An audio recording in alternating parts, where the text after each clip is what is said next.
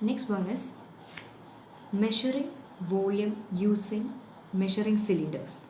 Okay, see how to measure the volume of a particular liquid by using the graduated cylinder. See in the just previous slide we have familiar with that of the graduated cylinder, isn't it? So while taking the reading, what all things that we have to consider, that is the thing we are discussing right now. First one, we can see the readings of the graduated cylinder, isn't it? The graduated cylinder now we have taken is 100 ml, and how to read the correct measurement.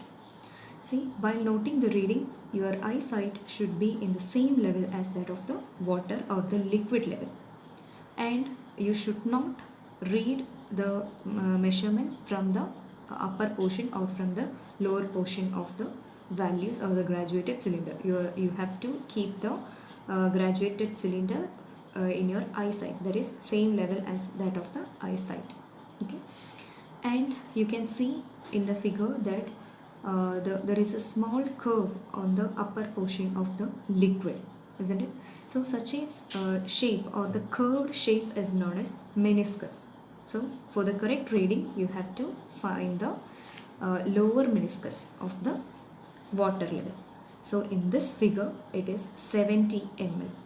Okay, while you're noting from upper portion, you can read 68. It is a wrong reading.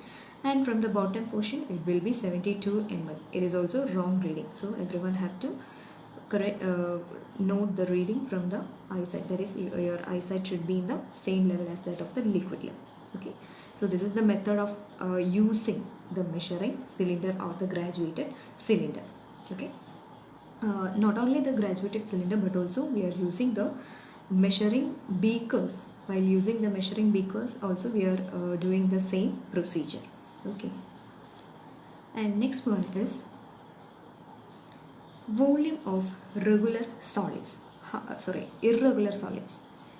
See, for the measurement of volume of regular solids, we are using the particular formulas, isn't it? For cube, cuboid, cylinder, everything we are using the formulas. But what happened when we are taking the irregularly shaped solids? For example, we are taking a stone, and they are asking you to find the volume of that particular stone. What will you do? For this measurement, we are taking the graduated cylinder. Okay, using the graduated cylinder, we are going to find the volume of the irregular solid. See, first step is to take the graduated cylinder and filling it with that of water. Okay, and you have to note the initial reading of the water level, that is taken as V1. Okay, in this figure they have given 50 as V1, that is the initial volume of the water. After that, we are immersing the stone, that is the irregular shaped solid, into the water. Okay, after that, what happened to the water level? We can understand that while immersing the stone, the water level will increases, isn't it? So you have to note the final volume also, that is the V2. Okay, so V1 is noted as 50 and V2 is, here it is 70. Okay, so what is the difference between the water level or water change? That is V2 minus V1. So we can say that V2 minus V1 is the volume of the irregular solid. Okay, so here it is 70 minus 50, which is equal to 20 ml. That is, the volume of the immersed solid is exactly equal to the volume of the water displaced by it, which means that whatever be the water is displacing, that is changing from the initial to the final, that gives the actual volume of the irregular solid.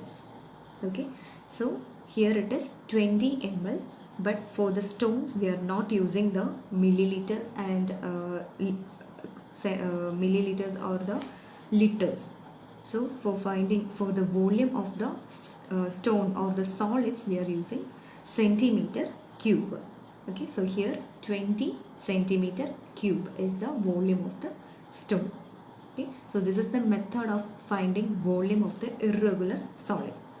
Next one also we are going to find the volume of the irregular solid by the next method, that is by using a measuring cylinder as well as the overflow can. It is also a familiar thing, that is we are taking a wooden block and an overflow can, that is the can which is taken on the wooden block is called the overflow can.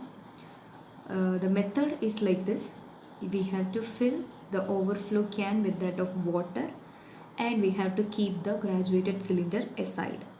Okay, there is a spout in the overflow can, you can see that, and we can take the irregular solid and immersing it into the water taken in the overflow can, isn't it?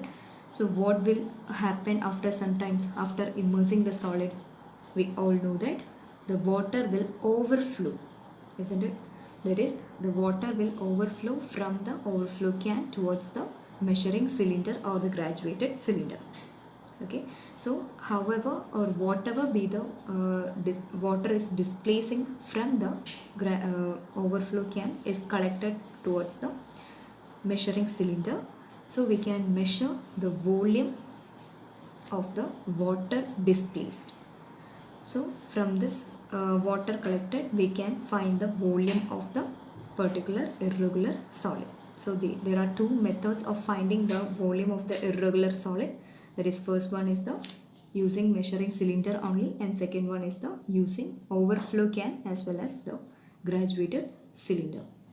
So these are the things you have to keep in mind while studying what is the measurement of volume. So next class we will study more about density.